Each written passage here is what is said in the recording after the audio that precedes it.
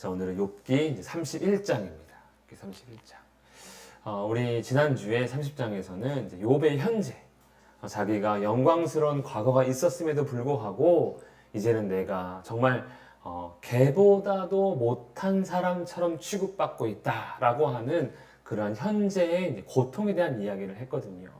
그런데 욥이 하고 싶은 말은 그런 것이죠. 이게 죄로 인한 형벌이냐, 죄로 인한 육이냐, 즉 하나님께서 나를 진짜 버리신 거냐, 죄 때문에. 안 그러면 이 고통과 이 고난은 이해할 수 없는 하나님의 섭리냐, 여기에 대한 답을 이제 얻고 싶은 것이지요.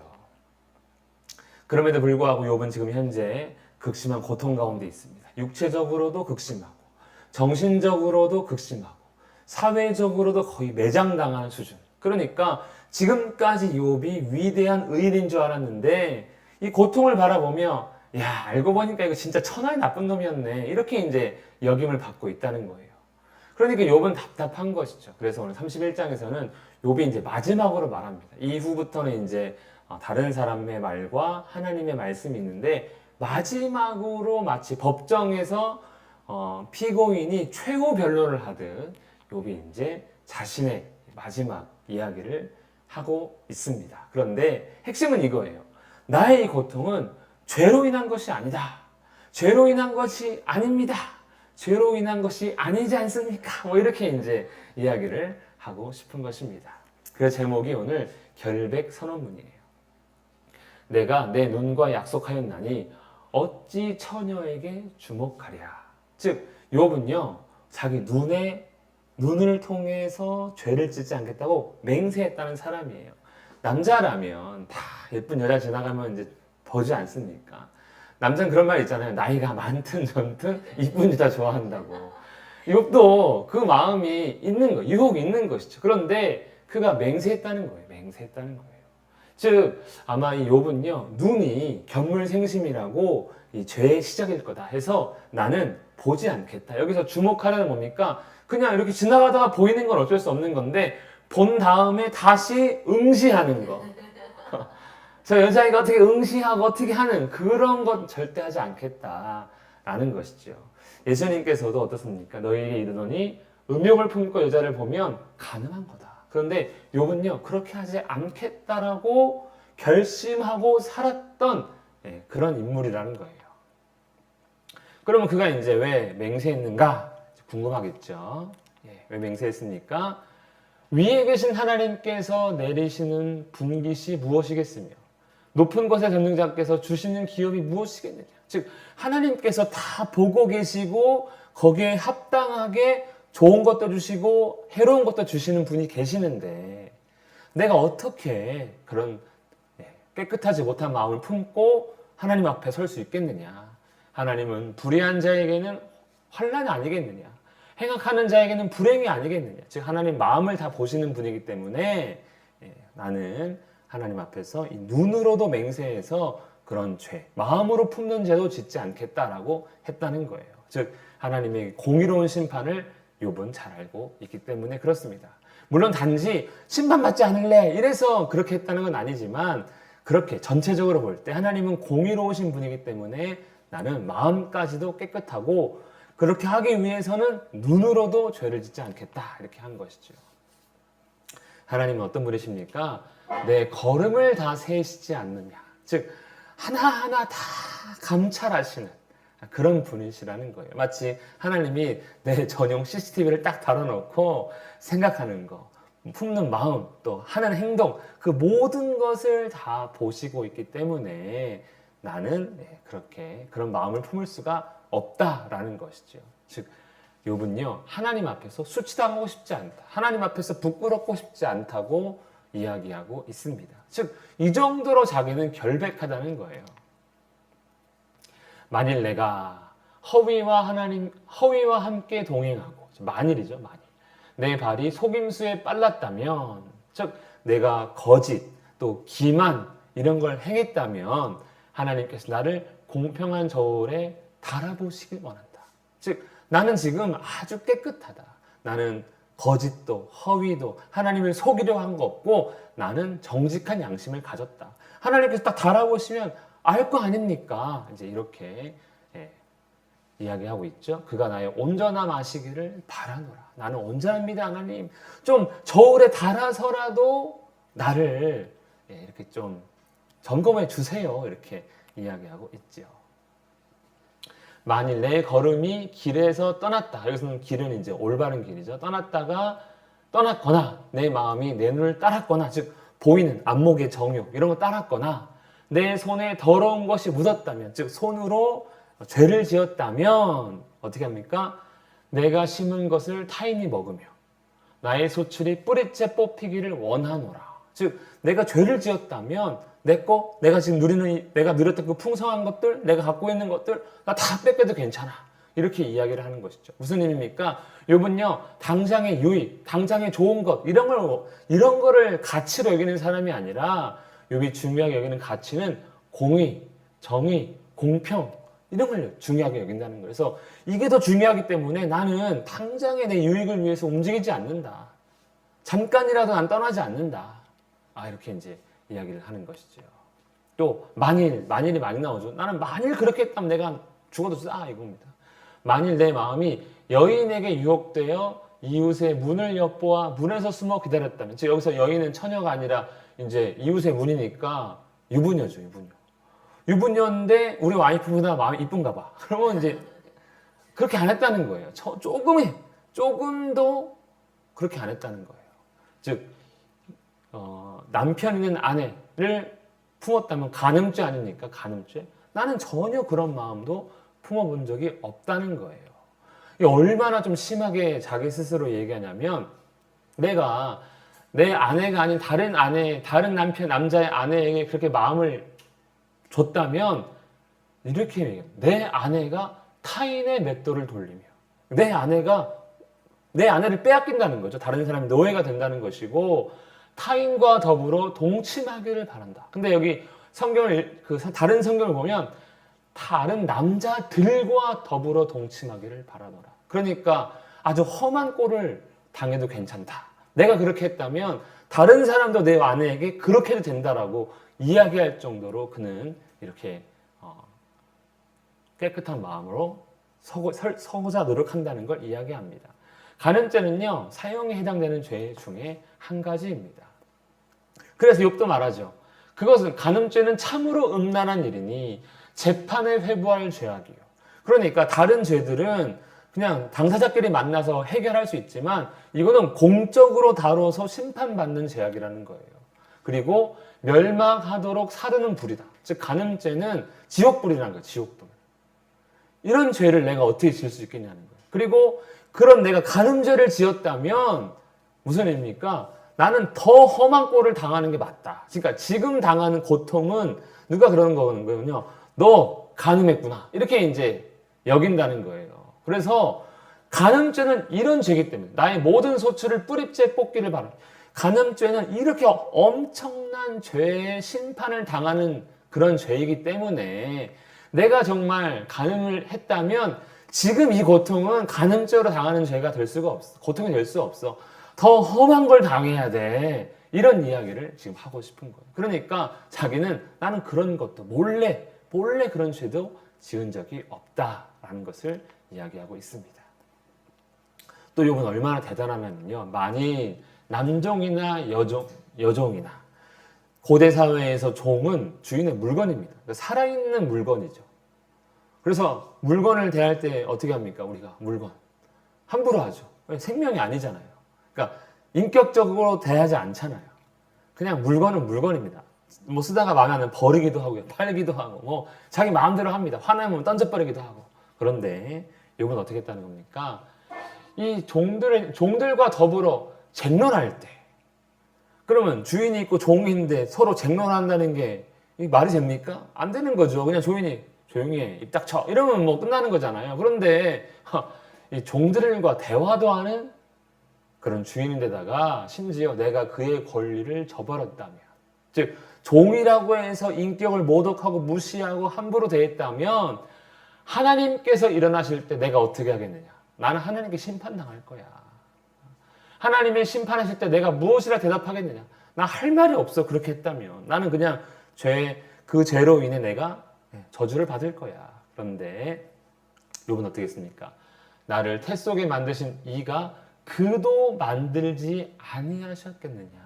즉 비록 그가 종이지만 그 역시 하나님의 피조물이기 때문에 나는 그를 존중했다라는 거예요. 즉 주인으로서 권력 남용한 것이 아니라 누가 됐든 공평과 공정으로, 그리고 그가 종이라도 인격을 존중한 그러한 삶을 살았다는 것입니다. 즉 하나님의 창조를 인정한 거예요. 하나님의 창조.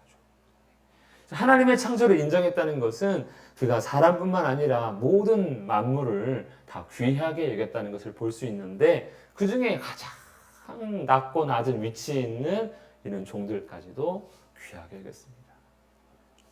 요즘 사람들은 자기가 돈 좀 있으면 사람을 막 하대하고 함부로 말하고 내가 누군지 알아. 좀 높은 위치에 있으면 누가 나를 섬겨주기를 기대하는데, 이렇게 아주 사람들에게 존중받고 존경받는 그도 가장 아랫사람을 이렇게 했다는 것이죠. 또 내가 언제 가난한 자의 소원을 막았거나, 즉 가난한 자라고 해서 함부로 대하지 않고 오히려 도와주었고요. 과부의 눈으로 하여금 실망하게 했던 것. 과부가 도움의 눈길로 자기를 바라보면 모른 척하지 않았다는 거예요. 그 눈빛을 바라보고 아이고 그래 하고 도와줬다는 것이죠. 나만 혼자 내 떡덩이를 먹고 고아에게 그 조각을 먹이지 아니하였다냐. 가난한 자, 과부, 고아, 가장 비천한 그런 약자에 속하는 자들인데 그들에게 항상 자비와 도움을 베풀었습니다. 이렇게 이야기하는 것이죠. 그런데 이게 잠깐 그랬다는 게 아니에요. 실상은 내가 한 번, 그냥 보통 우리가 한 번 해놓고 나 그런 적 있어 하면 마치 오랫동안 그렇게 막 계속 해왔던 것처럼 얘기하는 사람이 있는데, 욥은요 내가 그 일회성으로 한 게 아니야. 내가 젊었을 때부터 지금까지 그랬다는 거예요. 젊었을 때부터 고아 기르기를 아비처럼 하였다. 즉 고아가 있고 어려운 자가 있으면 내가 아버지처럼, 부모처럼 그들을 도와주었습니다. 이렇게 이야기하고 있습니다. 또 만일 내가 사람의 의복이 없이 죽어가는 것이나 가난한 자가 덮을 것이 없는 것을 못 본 채 했다면, 다 그렇게 했다는 것이죠. 못 본 채 하지 않고 도와주었다는 것이죠. 만일, 그렇죠? 또 만일 나의 양털로 그의 몸을 따뜻하게 입혀서 그의 허리가 나를 위하여 복을 빌게 하지 아니하였다면, 그냥 그냥 도움을 요청할 때 그래? 그럼 밥 한 끼만 이렇게 그 필요한 것만 딱 줬다는 게 아니에요. 충분히 그가 그 위기에서 벗어날 정도로, 당장 거기서 그래도 살아남을 정도로 좋은 것으로 도와줬다는 거예요. 그래서 그가 얼마나 감동하냐면 욥을 위해 복을 빌어줬다는 거예요. 그 정도로 도왔다는 거예요. 또 나를 도와주는 자가 성문에 있음을 보고 내가 주먹을 들어 고아를 향해 휘둘렀다면, 즉 나를 도와주는 자, 즉 내 편이 많다고 해서 내가 다른 사람 앞에서 그를 이렇게 윽박질렀거나 꾸중하지 않았다는 거예요. 즉 사람이 나를 지지한, 내가 인기 많다 할지라도 그래도 불구하고 나는 약한 자를 돌보았다라는 것이죠. 보통 인기가 많은 그런 사람들이 막 내 편이 잔뜩 있으면 다 나를 지지하니까 함부로 행하는데 함부로 행하지 않았다라는 것이죠. 그는요 경건했다는 겁니다. 저는 경건했습니다 라는 것이죠. 경건은 무엇입니까? 하나님 아버지 앞에서 정결하고 더러우면, 경건은 예배당에 앉아있는 게 아니라는 것이죠. 그냥 폼 잡고 앉아있는 게 아니라는 거예요. 고아와 과부를 그 환난 중에 돌보고 자기를 지켜 세속에 물들지 않고 하나님 기준으로 사랑하는 거다라고 했는데, 딱 그 경건한 모습을 욥이 보여주고 있습니다. 이거 대단하죠. 제가 이 욥기 31장 읽으면서 어떻게 이렇게 살지? 22절 3절에서도 보면 내가 만약 그렇게 안 했다면 내 팔이 떨어질 거예요. 떨어졌대. 내 팔뼈가 떨어졌대. 그러니까 양팔이 다 잘려도 돼 라는 거예요. 나는 하나님의 재앙을 심히 두려워하고 그 위험으로 말미암아 그런 일을 할 수 없느니라. 즉 나는 하나님이 계시기 때문에, 하나님의 살아계심을 알기 때문에 나는 어려운 자, 고아와 과부, 나그네, 나는 모른 척 할 수가 없다. 그렇게 하지 않으면 안 된다. 왜? 하나님이 계시기 때문에 그렇다는 거예요. 그러니까 자기가 살아온 모든 것들이 위선이 아니라 하나님 때문이라도 나는 더 열심히 그렇게 살았고 죄를 지을 수 없었다라는 거예요. 왜냐하면 그는 하나님을 경외합니다. 자기 저주를 또 하죠. 그렇게 안 했다면 난 저주받아도 돼. 이렇게 자기를 저주하면서까지 자기의 결백함을 이야기하고 있습니다. 만일 내가 내 소망을 어디에 두고 금에다 두고 순금에게 두고 했다면, 또 만일 재물의 풍부함과 손으로 얻은 것이 많음으로 기뻐하였다며. 오늘날에 많은 사람들이 이제 완전히 지금 물질 만능주의 아닙니까? 욥은 그렇게 안 했다는 거예요. 아, 돈만, 얼마만 있으면 이거 해결할 텐데, 얼마만 있으면 내가 행복할 텐데, 얼마만 있으면 내가 안전할 텐데, 얼마만 있으면, 이런, 다 돈으로 계산하잖아요. 얼마가 있으면 노후가 보장되고, 얼마가 있으면 노후가 불안하고, 다 돈으로 계산하는데, 욥은 그런 재물에 대해서 어떤 안정과 복의 근거로 생각하지 않았다는 거예요. 그것이 있음으로 해서 내가 더 괜찮을 거라고 하는 그걸 신뢰하지 않았다는 거예요. 나는 재물에도 소망을 주지 않았습니다. 이렇게 이야기를 하는 것이죠. 또 만일 해가 빛남과 달이 밝게 뜬 것을 보고 소원을 빌었다. 이런 거죠. 소원을. 슬며시 유혹되어 내 손에 입 맞췄다며. 햇님 이렇게 이런 얘기잖아요. 우상 숭배하는 사람들 다 그런 식인 것이죠. 예. 바라보면서 소원을 빈다든가. 나는 그렇게 슬며시 한 적도 없습니다. 즉 제일 인간을 살아가면서 제일 위험한 게 뭡니까? 이 재물에 대한 믿음. 이거 헛된 것인데 난 그렇게 하지 않았고, 두 번째가 우상에 대한, 피조물에 대한 믿음인데 그렇게 하지 않았다는 거예요. 특별히 피조물로 우상 섬길 때 대표가 해와 달 아닙니까? 그렇죠? 이집트의 바로도 태양의 아들이란 뜻이거든요. 이 임금이. 그리고 우리 지금 여러 나라의 뭐 이슬람 국가라든가 보면 다 굳게 뭐 그려져 있습니까? 달 그려져 있잖아요. 달신을 섬기고 태양신을 섬기는 게 기본, 그러니까 우상의 기본은 해와 달과 별인데 나는 하지 않았다라는 겁니다. 그것은 그냥 피조물이야 라고 생각했다는 것이죠. 그래서 이렇게 재물을 우상으로 섬기는 거, 또 피조물을 우상으로 섬기는 거, 그거 다 재판을 회부할 죄악인데 어떻게 그런 짓을 내가 할 수 있겠느냐. 나는 위에 계신 하나님, 창조주 하나님을 바라보고 있기 때문에 내가 그렇게 했다면 그건 하나님을 부정하는 거야. 하나님을 속이는 거지 라고 이야기하고 있습니다. 욥은요, 하나님을 배신하지 않고 오직 하나님만을, 창조주 하나님만을 섬기는 것을 이야기하고 있습니다. 내가 언제 그리고 욥은 심지어 나를 미워하는 자의 멸망을 기뻐하고, 보통 나를 미워하는 자가 막 다치고 하면은, 그래, 네가 나 미워하더니 잘됐어. 완전 쌤통이야. 너 내 하나님 있는 사람인데 니만 하나님 있는 사람 건드니까 너 그렇게 된 거야 라고 얘기해주고 싶죠. 그가 재난을 당함으로 즐거워했던가. 근데 욥은 그렇게 하지 않았다는 거예요. 네가 감히 나를 건드려? 내가 하나님 믿는 사람 네가? 이렇게 얘기하지 않았다는 거예요. 그를 저주하지도 않았다는 거예요. 우리가 시편을 보면 자기를 미워하고 자기의 원수를 향해, 다윗도 그렇고 많은 시편 기자들이 얼마나 많이 저주하면서 시편을 썼습니까? 근데 이 욥은요, 그것조차도 안 했다는 거예요. 저주한다 해서 하나님이 싫어하지 않는 걸 시편을 통해서 알 수 있는데, 내가 미움받을 때 그를 향해 저주하는 거, 그거 하나님 귀로 들어주시는 건데도 불구하고 그렇게 안 했다는 거예요. 기뻐하지 않고 즐거워하지 않았다는 거예요. 실상은 나는 그가 죽기를 구하는 말로 그의 생명을 저주하여 내 입이 범죄하지 하지 않았다.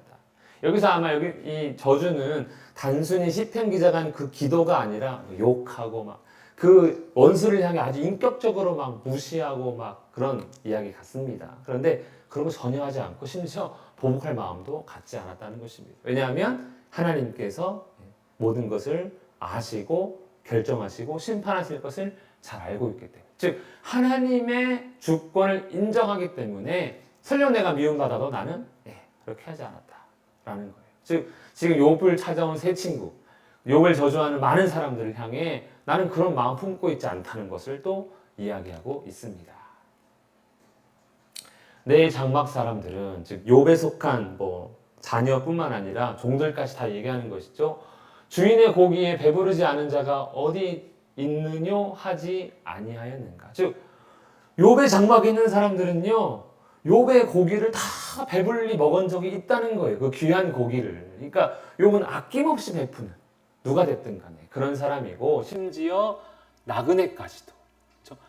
내 장막 사람들은 그래 나를 위해 농사짓고 나를 위해 수고하는데 내가 막 먹어야지라고 할 수 있지만, 지나가는 사람은 상관없잖아요. 그런데 나그네까지도 챙기는 사람입니다. 즉 욥은요, 하나님께서 주신 그 모든 좋은 것들을 흘려내보내는, 나를 통해 하나님의 주신 것들을 이웃을 향해 사랑하는데 스스로는 복의 통로가 되는 그런 역할을 했다는 것이지요. 하나님 주신 재물을 섬김의 도구로 아주 잘 활용했습니다. 즉 나는 주신 거 내가 욕심 갖고 내 것으로만 다 끝내지 않고 흘려보냈습니다. 이렇게 이야기하고 있습니다. 내가 언제 다른 사람처럼 내 악행을 숨긴 일이 있거나 나의 죄악을 나의 품에 감추었으면, 죄를 지으면 다 숨기죠. 그렇죠? 저도 그렇고 집사님도 그렇고 누구든지 그 죄를 막 떠벌리며 다니진 않을 거 아니에요. 사실 욥은 그런 걸 숨길 게 없는데 설령 있다 하면 나는 공개적으로 인정하고 사과하고 용서를 구하겠다라는 겁니다. 즉 대중을 의식해서 내 죄를 감추거나 위선을 떨지 않았다라는 것이죠. 그리고 나는 언제나 당당하고 진실하다, 이렇게 이야기하고 있습니다. 여기 보면 내가 언제 큰 무리와 여러 종족의 수모가 두려워서, 대중이죠, 대중. 원래 죄 지으면 다 그러잖아요. 오늘 전 대통령의 이제 부인이 재판정에 섰습니다. 떳떳하면 고개를 들고 나올 수 있는데 어쨌든 고개를 숙이고 나오더라고요. 그렇죠? 뭔가 이렇게 뭐 사람이 수치를 당하면 다 그런 모습 아닙니까? 하지만 욥은 나는 그렇지 않는다라는 거예요. 그리고 이제 마지막 35절의 마지막까지 누구든지 나의 변명을 들어다오. 이 소리 좀 들어다오. 나의 서명이 여기 있다. 내가 사인했다. 뭐라고요? 나 무죄하다 하고 사인했다는 거예요. 그럼 이제 사인했으니까 이거 무죄하지 않으면 완전 고발이고 이제 맹세, 헛된 거짓 맹세니까 심판을 받겠다는 것이죠. 네. 나를 고발하는 자가 있다면 그에게 고소장을 쓰게 해라. 내 죄를 찾아보고 고소장 써. 이렇게 얘기하는 거예요. 그러면 그 고소장을 내가 어깨에 메고 다닐게. 내 죄가 이거야 하고 이렇게 딱 쓰고 다닌다는 거예요. 네. 그만큼 그는 지금 나는 무죄해 라는 것을 이제 마지막으로 이야기하고 있습니다. 그래서 만일 내가 값을 내지 않고 소출을 먹고 땅에 대한 이야기를 하는 것이죠. 땅에 대한 책임을 이야기하는데 무슨 의미입니까? 이 죄를 지을 때 보통 아무도 모르게 죄를 지어도 성경에 보면 누가 그걸 알고 있습니까? 모든 죄는 어디서 이루어지기 때문에 땅 위에서 이루어지거든요. 가인이 아벨을 살해할 때도 몰래 죽였어요. 아무도 몰랐어요. 그런데 땅이 그 피를 받고 울부짖고 저주하잖아요. 근데 하나님이 땅의 소리를 듣는 것이죠. 즉 몰래 죄를 지은 것도 있다면, 내가 이렇게 당당하게 얘기하는 거 증거 없잖아 라고 해도 땅이 있다는 거예요. 땅. 근데 그 땅이 울었다면, 만일 땅이 울었다면, 땅에서 내가 뭔가 그 소유주가 생명을 잃게 하였다면, 즉 몰래 지은 죄가 있다면 밀 대신에 가시나무가 나고 보리 대신에 독보리가 나는 것 아니겠느냐. 즉 내가 농사를 지었을 때 내가 땅에 죄를 지었다면 엉겅퀴가 나잖아요. 그 아담과 하와가 죄를 지었을 때 그러니까 수고한 대로 열매를 주지 않고 가시와 엉겅퀴가 났다고 했는데 그렇게 되지 않는 거 아니냐. 근데 나는 그렇게 되지 않았다 하며 마지막까지 자기 죄 없음을 이야기하고 있습니다. 제가 31장을 보면서 무슨 생각이 드는지 아십니까? 마지막에 이 삶을 보고 나는 그냥 고통당해도 되는 거구나. 나는 그냥 고난당해도 되는 거구나. 하나님 나를 왜 이렇게 힘들게 하십니까? 이렇게 할 수가 없구나. 왜? 이렇게 살아도 고통당하는데 나는 이렇게 살지도 못하고 조금 생기면 내 거 챙기기 바쁘고 뭐 하면 다른 사람 모른 척하기 바쁘고 내 할 일도 힘들다고 맨날 하나님이 하소연하는데 고통당한 난 정말 할 말 없는 거구나. 그런 생각이 딱 들더라고요. 참 희한하게. 우리도 요처럼 사실 이 얘기 생각이 안 들고 그냥 고통당해도 뭐라 하지 말자. 하나님 같아요. 따질 거 없다. 이런 생각이 들더라고요. 욥은요 지금 31장 길게 얘기했는데 결국 나의 고통은 뭐라는 겁니까? 나 죄로 인한 것 아니다. 하나님 알지 않습니까? 이제라도 좀 대답해 주십시오라고 마지막으로 하나님께 호소하고 있습니다. 하나님 다 하시지 않습니까? 다 하시지 않습니까? 그렇죠? 그리고 이제 자기가 할 일은 죄를 짓는 것이 아니라 이제 거룩함으로 기다리기만 하면 되는 것이죠. 욥이 할 일은 이제 하나님의 응답을 기다리는 것뿐입니다. 그렇죠? 제가 그래서 썼어요. 욥과 같은 기도를 할 수 있을까? 이 마지막 이 호소를 나는 할 수 있을까? 우리 고통당하면 하나님 저한테 왜 이러십니까? 제가 평생 주님 교회 다니고 뭐하고 하지 않았습니까?